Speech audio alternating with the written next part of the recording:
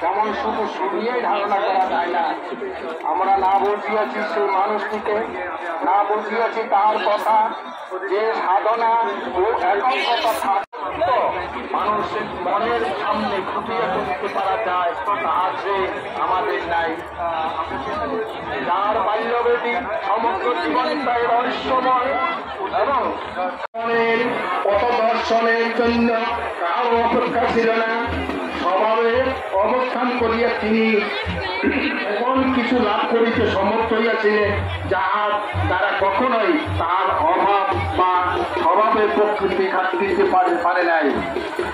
শত শস্য অভাবের মধ্যে পড়িয়াও স্বভাবকে ধরা আঁকড়াইয়া ধরিয়া থাকাইছিল তাহার জীবনের মূল মন্থন করিল।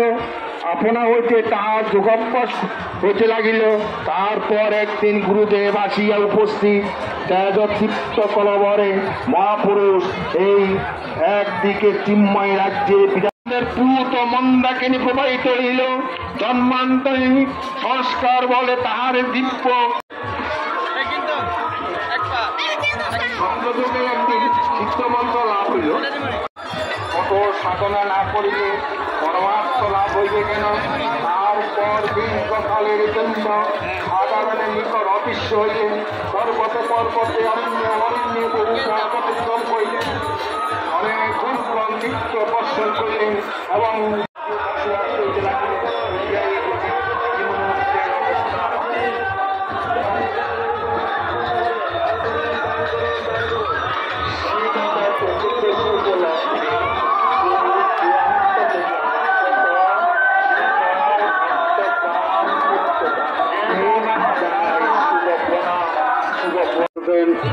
আপনাদের এই ধান, এই সহযোগিতা কখনোই বিফলে যাবে না। আমরা পুণ্যার্থীদের মাঝে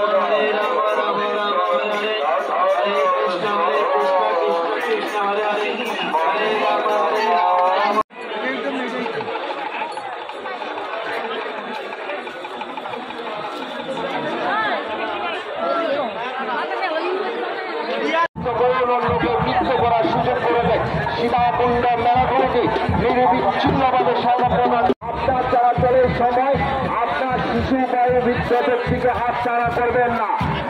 আপনারা যখন আপনি কোনো অপরিচিত ব্যক্তির খাবার দিয়ে আপনি আপনি নির্দিষ্ট মন্দিরের নির্দিষ্ট স্থানে আপনার চিত্ত করে সম্মানিত তীর্থযাত্রীবৃন্দ আপনাদেরকে জানাচ্ছি সীতাকুণ্ড মেলা কমিটির পক্ষ থেকে আন্তরিক শুভেচ্ছা ও অভিনন্দন এবং আপনাদেরকে অভিনন্দন জানাচ্ছি সীতাকুণ্ড মেলা কমিটির সাবেক মহাজনের পক্ষ থেকে আন্তরিক শুভেচ্ছা ও অভিনন্দন সম্মানিত তীর্থযাত্রীবৃন্দ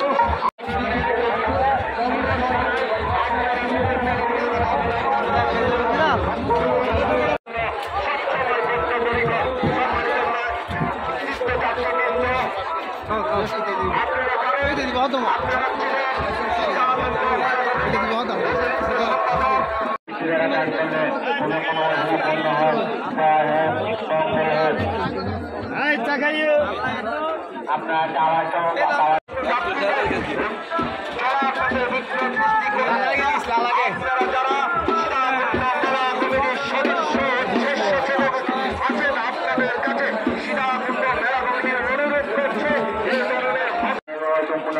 আসুন বাবার মন্দির দর্শন করুন বাবার আরো 50 টাকা দান করলেন